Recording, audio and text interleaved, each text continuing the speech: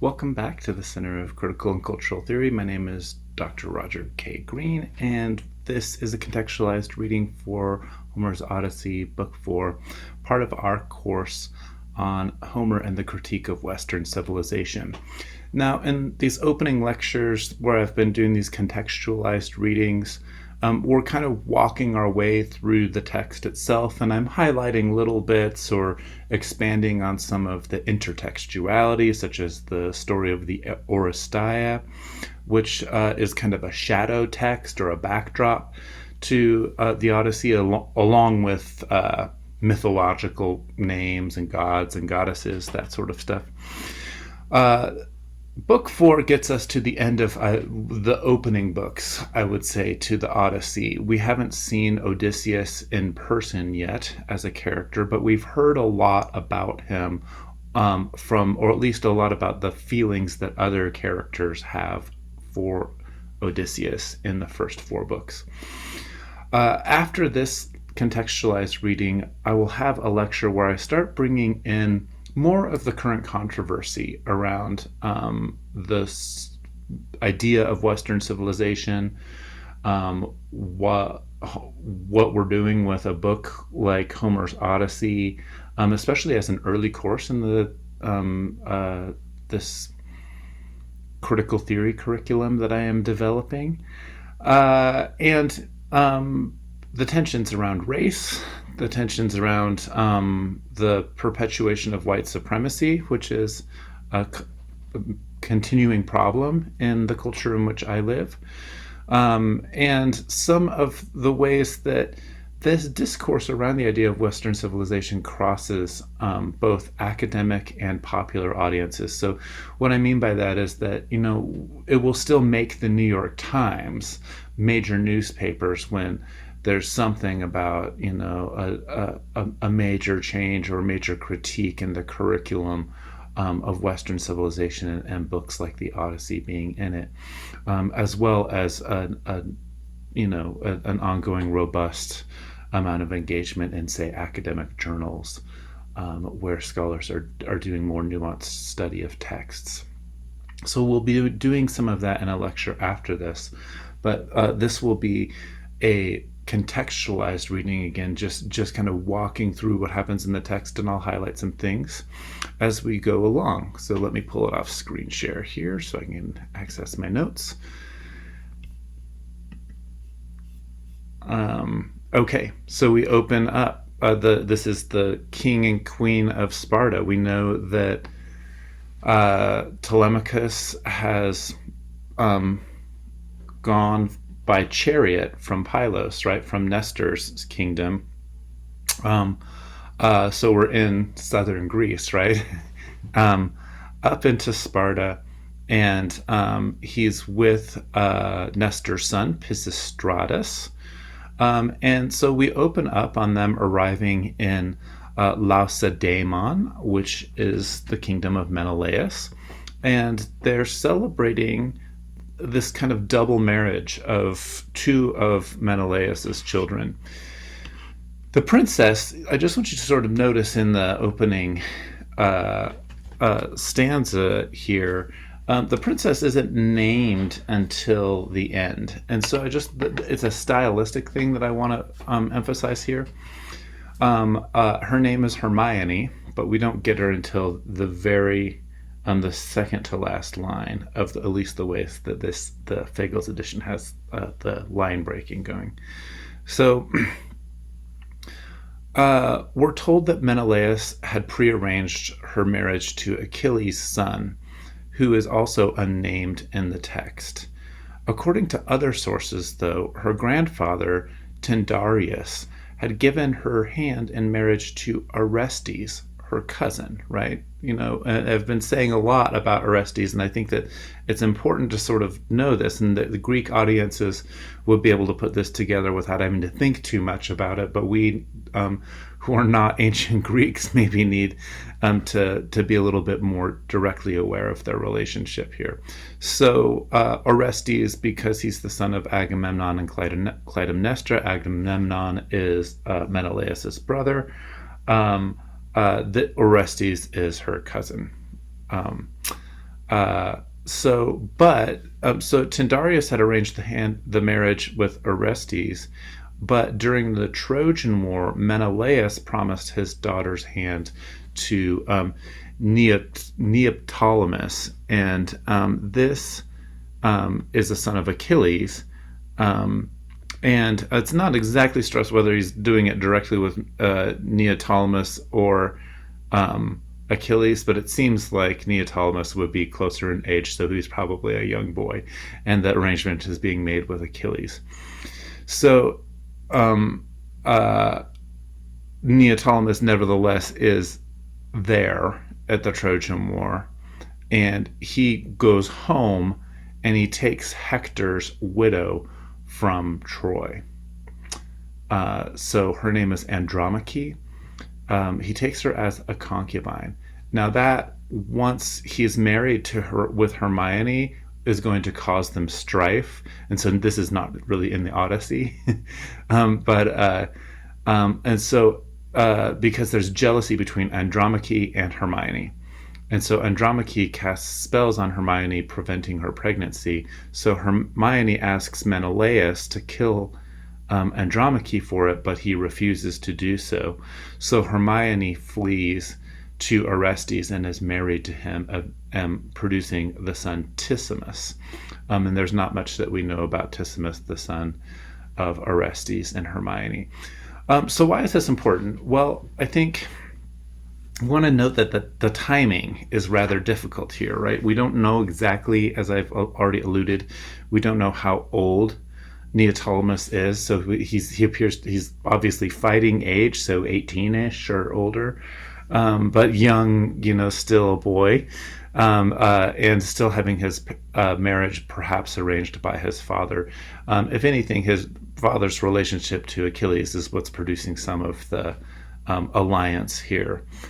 And we also know, and we've been hearing in the text, throughout the text, that Orestes, this is the first time that we've had mention of anything in relation to Orestes being married, and that's actually not really being discussed in the Odyssey, but we got to kind of put it together because obviously Agamemnon has to arrive home from Troy.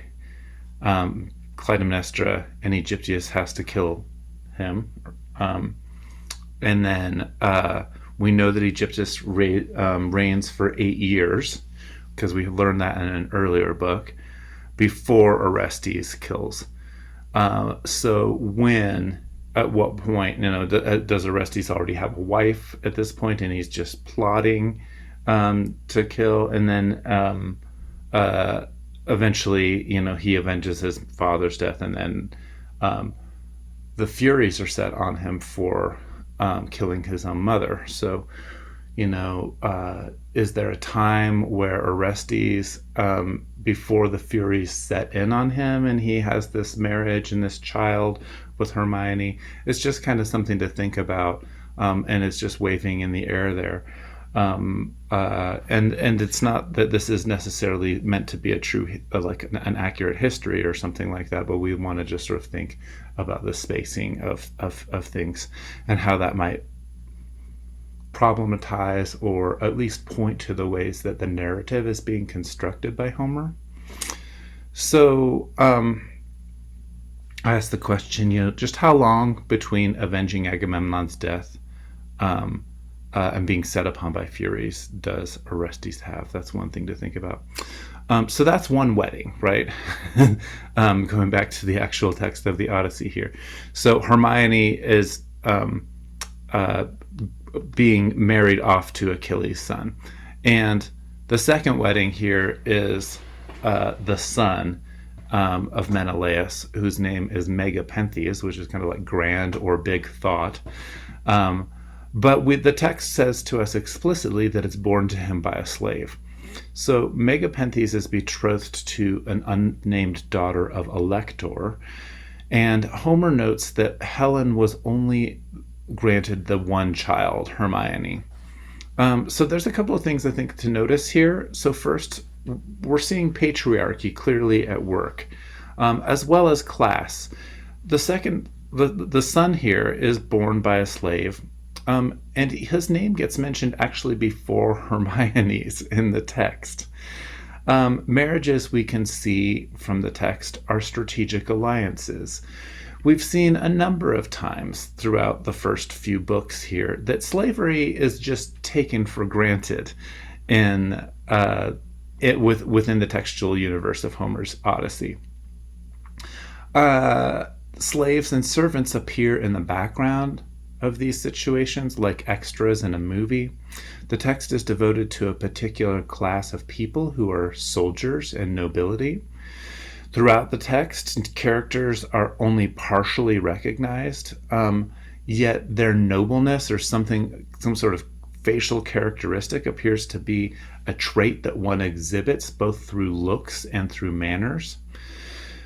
Surely not just any stranger approaches the gates of a kingdom and is given the warm welcome of Xenia that the central characters are given here. So oftentimes I think in Western civilization courses and literature courses, one of the concepts that is taught to children, and I'm thinking mostly high school children here, from the Odyssey, is this concept of Xenia, of hospitality. But what does that hospitality rest on? Right? It's not like Menelaus is washing these guys' hands and anointing them with oil himself. No, it's always servants doing it. So in terms of literary criticism, what we might say is Homer's narrative gaze does a lot of ideological naturalizing. What I mean is that the way that the perspective of the story is being told already has the features of class, already has the features of a slave society embedded within it, as if that's just the way that things are. There's no commentary or stepping back. There's no commentary about whether or not these slaves want to be in their situation or not. We do get a little bit of loyalty from some characters who are servants, like Eurycleia and her family. And I think that that's an important thing to sort of notice as well here.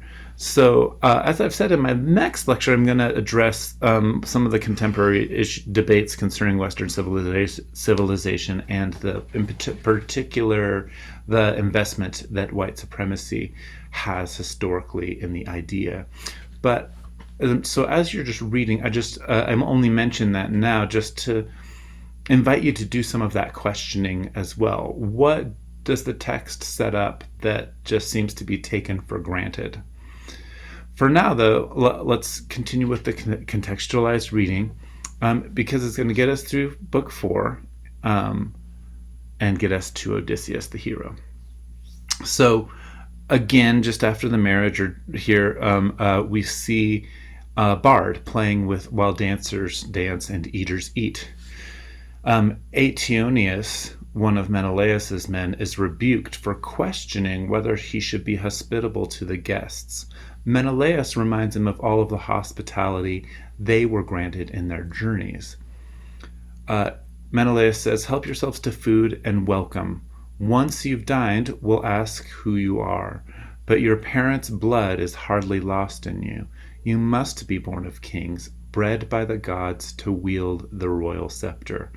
No mean man could sire sons like you." So it's definitely this kind of lineage-based class nobility situation is present in the text. And even though they can't necessarily recognize who one person is by their looks alone, they recognize the class that they might be from. So is it Telemachus or not, as we'll get to in upcoming passages? But there is this ability, even though you might not recognize someone's particular identity, you can recognize their class. So that's just an interesting thing to notice, because there's so much in this text about, when do we know who a person actually is, the person that they say they are, especially with this concept of Xenia. So what I mean by to draw attention to is that concept of Xenia itself, which is often translated as hospitality to Greeks, is a particular kind of class-based hospitality. Built into the concept itself is the ability to recognize how some people stand out from or are more noble or of a higher caste, if you will. I mean, that's not a great term to throw caste in here, but from a noble, perhaps no more noble class, and they do use, at least in the translation, I'm not sure, I should look up the Greek word for it, for blood here as well. So that'll be all stuff that we want to sort of keep in mind as we're taking a critical look at this book from the standpoint of this class, right? So Telemachus comes into this kingdom and he's dazzled, and he compares the entire setting to Zeus. But Menelaus is quick, and he's smart, I think, here. He's quick to be measured and to let him know that nothing that men have can compare to Zeus. Still, among men, Menelaus has a lot. He then recounts the trials, though, he faced before arriving at this stage in his life. He mentions his brother Agamemnon's death again, so almost every book so far has had some sort of allusion to the Oresteia. He then mentions Odysseus, which stirs Telemachus to open tears. He says, of Odysseus, no one, no Achaean, labored hard as Odysseus or achieved so much. And how did his struggles end? In suffering for that man, for me, in relentless, heartbreaking grief for him, lost and gone so long now, dead or alive, who knows? So we get Menelaus mentioning and talking about Odysseus even before Telemachus has prompted him to the question. And I think what the text is doing is drawing more and more attention to the esteem that characters have for Odysseus, even without this kind of overt questioning and answering. We see that Odysseus is on Menelaus's mind all the time, so he says. And so we, of course, we know as readers, right, as listeners, we know that what Telemachus is there for. So we're already getting a little taste of that. And so Homer, I think, is teasing us a bit with having Menelaus mentioning Odysseus already. We're also told that he recognizes, but we're told this in the next lines down, that he recognizes Telemachus right away, but he deliberates on letting Telemachus know that he's guessed his identity. So I might say, like, why is he deliberating? Is it part of Xenia? Is it part of just attending to the decorum of Xenia? And showing this hospitality to the wayfaring stranger of nobility. Just thinking about, like, why is that there? Why does he deliberate? It's really interesting, I think, when Homer gives us insight into what's happening in a particular character's mind. Helen then overtly recognizes Telemachus. She refers to the war being fought for her sake. She calls herself a shameless whore. Menelaus concurs with her, but he doesn't say anything about Helen's behavior, but he then concurs in recognizing Telemachus. Then Pisistratus, who's Nestor's son, right, confirms that they've guessed correctly the identity of Telemachus. So even once his identity has been sort of recognized overtly by his hosts, it isn't Telemachus himself who comes out and says, I am Telemachus. It is his traveling companion, right? Menelaus then waxes even more on his love for Odysseus and what he would have given him had Odysseus been able to return with him. Then they all fall into collective tears for Odysseus. It's this moment where everybody's crying together. And I want us to keep in mind, again, the moments where it's not just theatrical. It shows that there's something bigger, right? That there is a collective or community grief around something. Just like some of the emotions that I've mentioned about terror and those freeze frame moments when when Athena departs and everybody's just in awe or something like that. There are emotions that are pervasive throughout the groups of people that people feel collectively, and then there are emotions of mourning here, or weeping, or sadness that pervade everybody as well. They're not always internalized. So after this, Pisistratus gently asks after his dead brother Antilochus.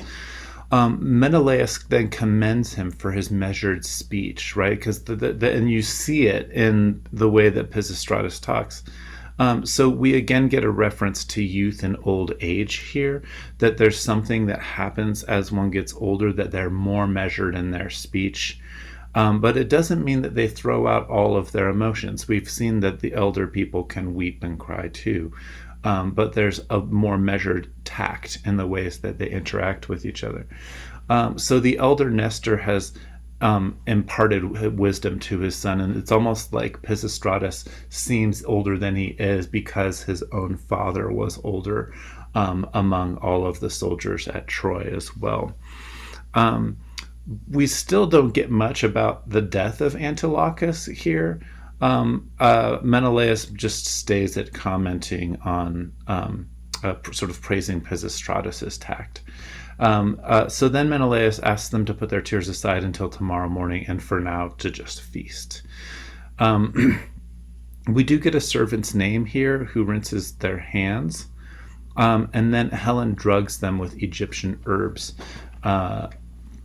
mixed into their mulled wine to make them happy. So this is interesting too. In some of my other research, I have focused especially on the uses of entheogens or sometimes psychedelics, different drugs throughout history. And so this is just a clear and overt mention of this. It's not only that that they're drinking wine or alcohol, and we know that the suitors drink a whole lot of wine, but Helen has a particular kind of drug that is mixed into the wine that then makes them all happy. And so I want to find the passage, because it's quite interesting what the description is. I'm not suggesting that it's a psychedelic, by the way. Maybe it could be a mushroom, but that you could mix, but that doesn't guarantee the kind of things that are going on here. So then this is around lines 243. Then Zeus's daughter Helen thought of something else. Into the mixing bowl from which they drank their wine, she slipped a drug, heart's ease, dissolving anger, magic to make us all forget our pains. No one who drank it deeply, mulled in wine, could let a tear roll down his cheek that day, not even if his mother should die, his father should die, not even if right before his eyes some enemy brought down a brother or darling son with a sharp bronze blade.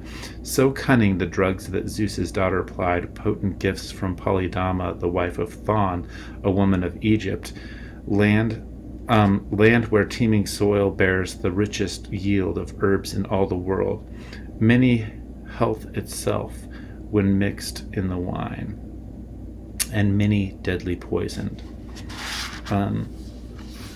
Every man there is a healer, and then so we get this expansion onto like just some intel about Egypt, right? Every man is a healer there, more skilled than any other men in the world, Egyptians born of the healing god himself. So now Helen, once she had drugged the wine and ordered wine cups filled, resumed the conversation, entertained the group. And then she says, "My royal king Menelaus, welcome guests here, sons of the great as well. Zeus can present us times of joy and times of grief in turn. All lies within his power." And then we get her talking about Odysseus as well, right? So more and more praise is coming throughout the chapter for Odysseus. And even with Odysseus, there's this theme of recognition and disrecognition, right? So she talks about the scarring of his own body, mortifying strokes, and how he's disguised himself as a beggar to infiltrate Troy. And she says, I alone, I spotted him for the man he was, kept questioning him, the crafty one, and kept dodging. But after I'd bathed him, rubbed him down with oil, given him clothes to wear, and sworn a binding oath not to reveal him as Odysseus to the Trojans, not till he was back at his swift shifts and shelters, then at last he revealed to me step by step the whole Achaean strategy.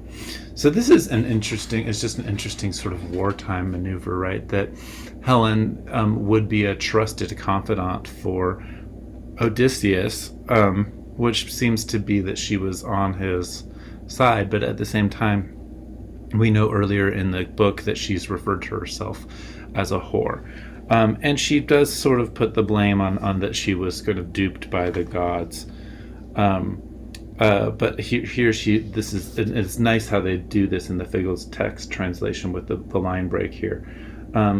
She says, and once he'd cut a troop of Trojans down with his long bronze sword, back he went to his comrades, filled with information. The rest of the Trojan women shrilled their grief. Not I. My heart leapt up. My heart had changed by now.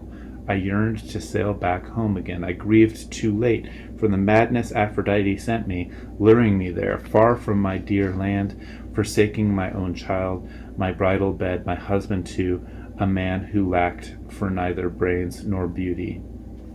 And Menelaus is the quick to answer again. He says, there was a tale, my lady, so well told.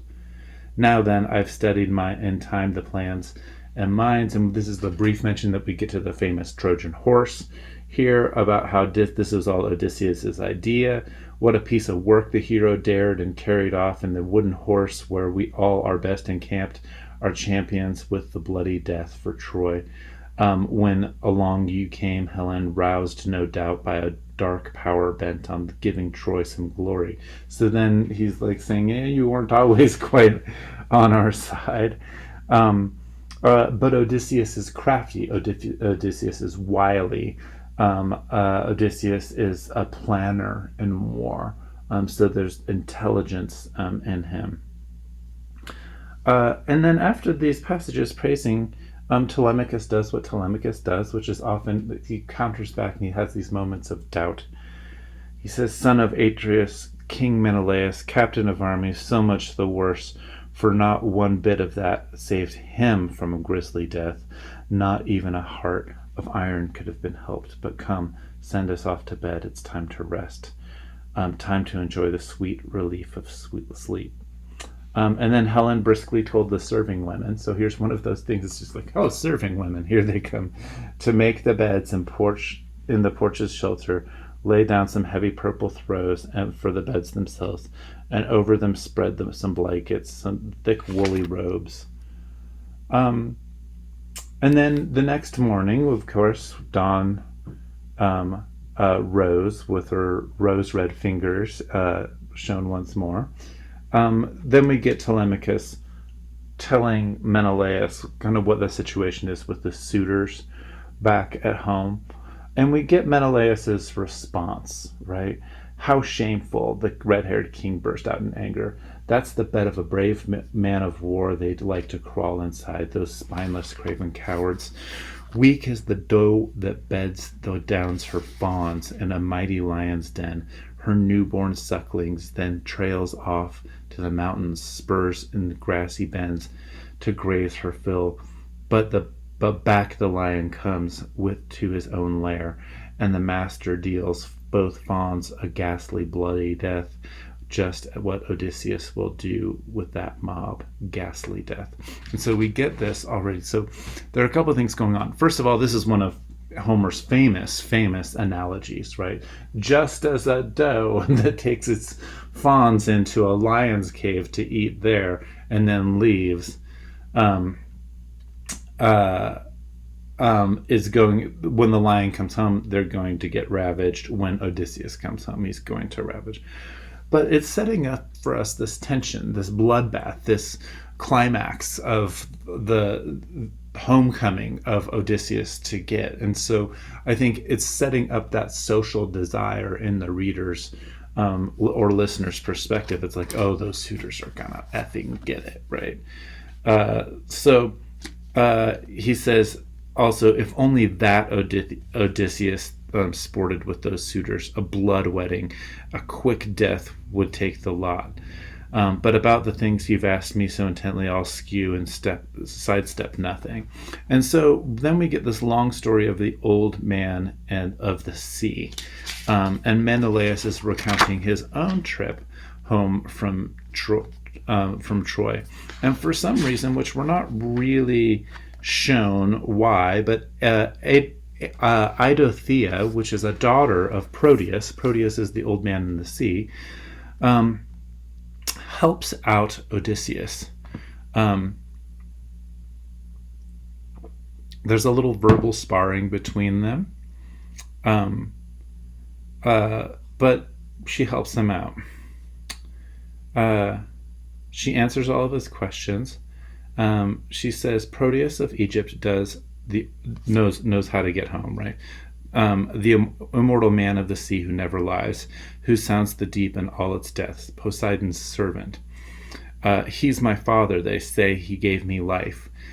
And he, if only you ambush him somehow and pin him down, will tell you the way to go, the stages of your voyage, how you can cross the swimming sea and reach home at last. And so, of course, we get in English the word protean, the verb, which comes from changing, right? It comes from this god who they have to pin down, and they hold him down. And as he changes all of his forms, eventually he stops and he starts talking to them, and he grants them their wish. And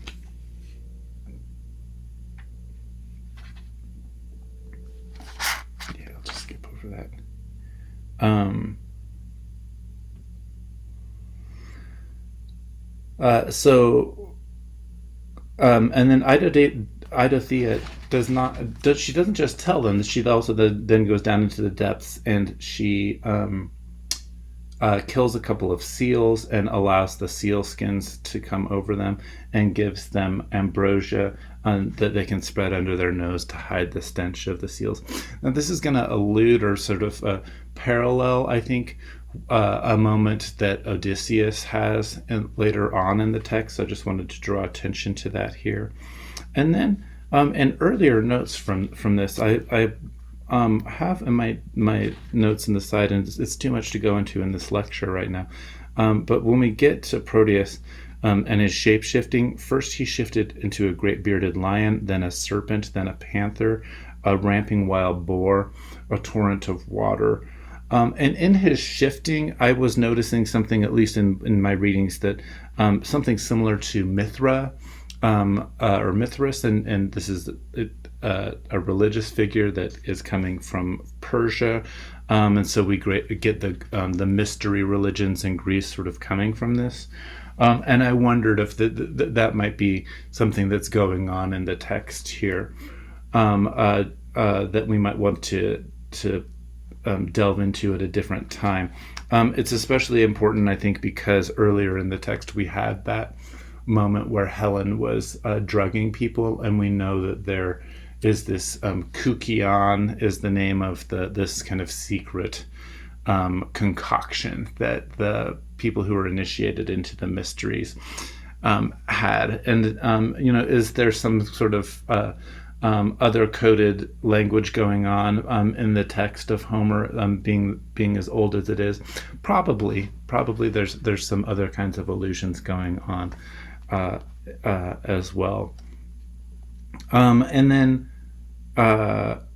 once they do pin down Proteus, then he tells them, and he says, "You're not going to be happy when I tell you everything that has happened."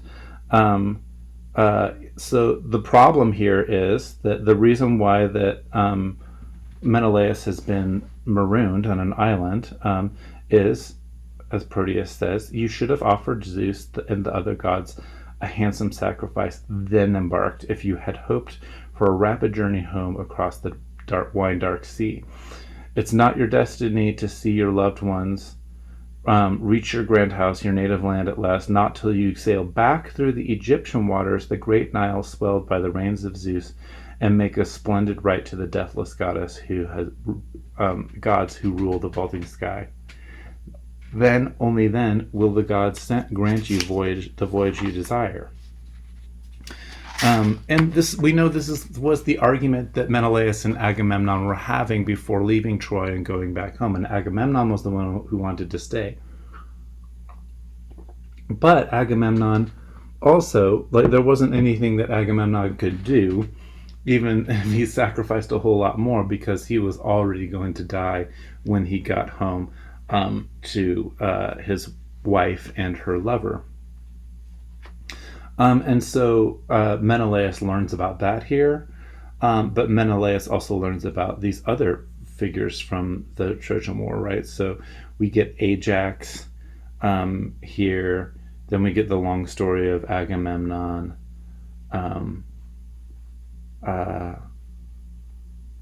When he gets home, there's this great image that he took the native earth in his hands and he kissed it, hot tears flooding his eyes, so thrilled to see the land. I think that image is something that shows up through movies and Western culture. It's a very old image, like my homeland, grabbing the earth and crying and kissing it. And then, as he was feasted, Aegisthus feasted him well and then cut him down as a man cuts down some ox at the trough. Not one of your brother's men-at-arms was left alive, none of Aegisthus' either, all killed in that palace. And so we know, at least at this point in this story, Proteus says that either you'll find the murderer still alive or Orestes will have beaten you to the kill. We know in the broader context that Orestes is the one who kills Clytemnestra and Aegisthus.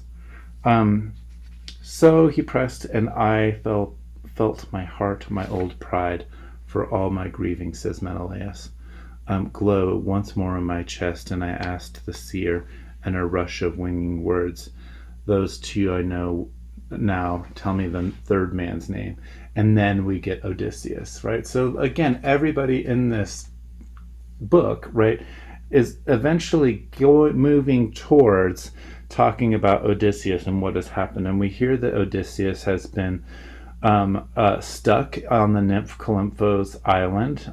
She holds him there by force. He has no way to voyage home. And then we get Menelaus himself, that we know that Menelaus is not meant to die. He's going to get home because he's specially protected, because he's the husband of Zeus's daughter. And so at the end of his life, he will go to the Elysian fields where gold-haired Rhadamanthys waits, where life glides on in an immortal ease for mortal men. And so this kind of ends the tales of Menelaus, I suppose. And tactfully, Telemachus breaks back in here. And so we get the image of the more mature Telemachus. And he says, please, Menelaus, don't keep me quite so long, because Menelaus has offered to, he's like, please stay with me and all of the hospitality. And Telemachus says, don't keep me quite so long. True, I'd gladly sit beside you a whole year without a twinge of longing for my home or parents. It's wonderful how you tell me your stories, all you say. I delight to listen.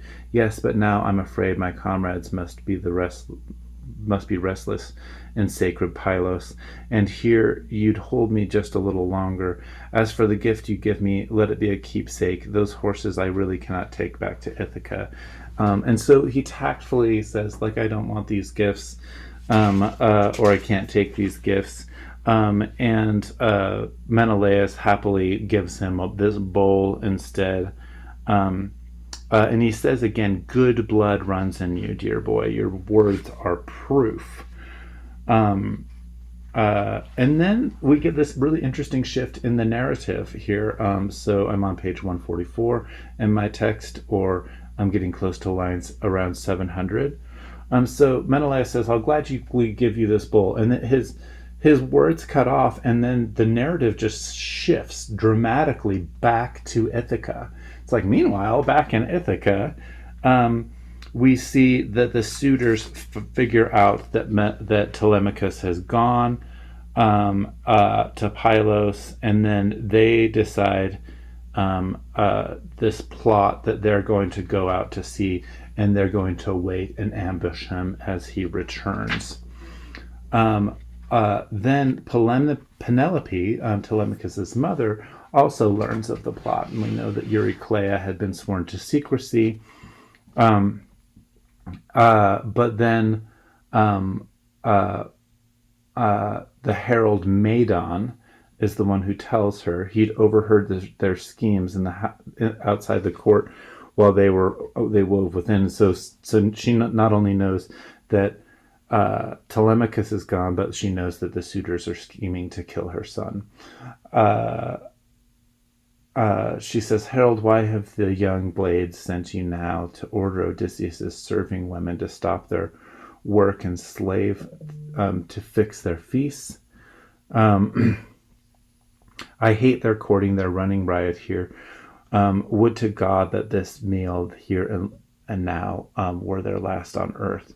Day after day, and so she goes on, and then Medon tells her what's going on. And we get this very heartbreaking moment, right? Like, her knees gave way on the spot, her heart too. She stood there speechless, while struck dumb, tears filling her eyes. Her warm voice choked. At last she found some words to make reply. "O herald, why has my child gone and left me? No need in the world for him to board the ships, those chariots of the sea that sweep men on, driving across the ocean's endless wastes. Does he want his very name to be wiped off the earth?" It's like very, very pathetic, emotional moment, I think, in the text, and it's so kind of beautiful how Homer is able to take us so quickly in these passages back to Ithaca, to the suitors, and then to Medon and Penelope in this very, very tender and very kind of personal moment of a mother's worry for her son. And so Medon says, the soul of thoughtfulness responds, "I don't know if a god inspired your son or the boy's own impulse led him down to Pylos, but he went to learn of his father's journey home, or whatever fate he's met. And then back through King Odysseus's house he went, but a cloud of heartbreak overwhelmed the queen. She could bear no longer sitting on a chair, though her room had chairs aplenty. Down she sank on her well-built chamber's floor, weeping pitifully as the women whimpered around her, all the women, young and old, who served her house." So again, we get the servants here, and there is a lot of sympathy for Penelope's situation. And then Eurycleia breaks in and says, "Dear girl, kill me then with a bronze knife, no mercy, or let me live here in the palace. I'll hide nothing from you now. I knew it all. I gave him all he asked for, bread and mellow wine, but he made me swear a binding oath." And then she helps lull Penelope to sleep, puts her to bed, and then Athena comes and answers Eurycleia's prayers. And Eurycleia calls Odysseus her darling son, right? So we see that the servant does have this kind of maternal feeling for the son. And I don't know, because we don't get a lot of of direct information, at least from the text, right? Is Eurycleia also, Odysseus's actual mother? I don't think so. I think she's just like the servant, right, who's raised him, and so can see him as a son. And so,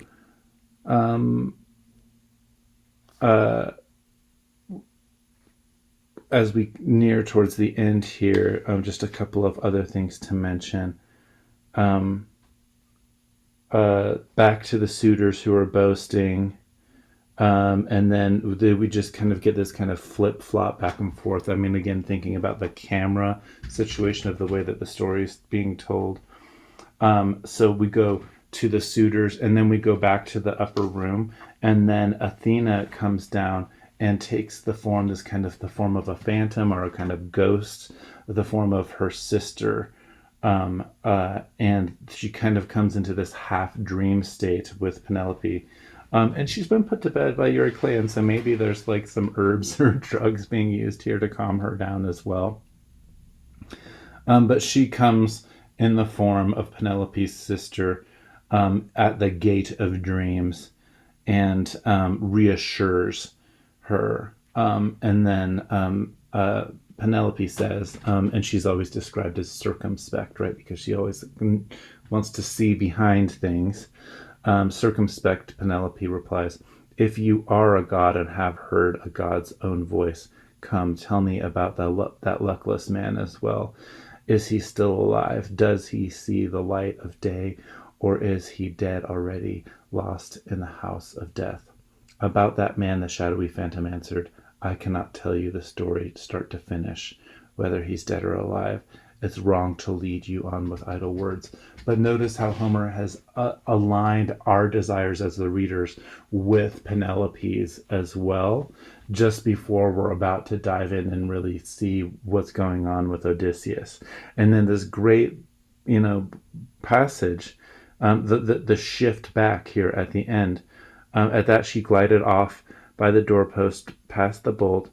Gone on a lifting breeze, Icarius' daughter started up from sleep.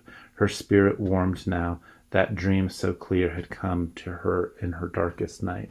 So she's kind of been dragged in this half dream state, and she comes out and she's clear-minded and she's feeling better. And then this last passage, but the suitors boarded now and sailed the sea lanes, plotting their hearts. In their hearts, Telemachus is plunged to death. Off in the middle channel lies a rocky island just between Ithaca and Same's rugged cliffs. Asterisk, not large, but it has a cove, a harbor with two mouths where ships can hide. Here the Achaeans lurked in ambush for the prince. It's almost like this narrative device that we see in television shows, right? To keep us looking for the next thing that's going to happen. So we've had this moment of peace. We've aligned ourselves with the pity and sadness that Penelope, the mother, has waiting for her son. And then she's temporarily rested, and just in that moment of rest, then we see dun dun dun this other plot sort of coming, and so it's part of the brilliance, I think, of the storytelling that's going on in Homer. And then we will shift over and into book 5, and this is where we finally get to Odysseus. But before we get to that, next contextualized reading lecture, let me do a lecture just where we're starting to deal with some of the contemporary situation and the discussion around Western civilization, Homer's place in it, the critique of it, issues of race, the investment that white supremacists have had in the so-called Western notion of Western civilization and the tradition of the classics, and questions about whether or not white supremacy is somehow just built into the study itself of these classics. And well, I'll say more about it in the next lecture. So just like the end of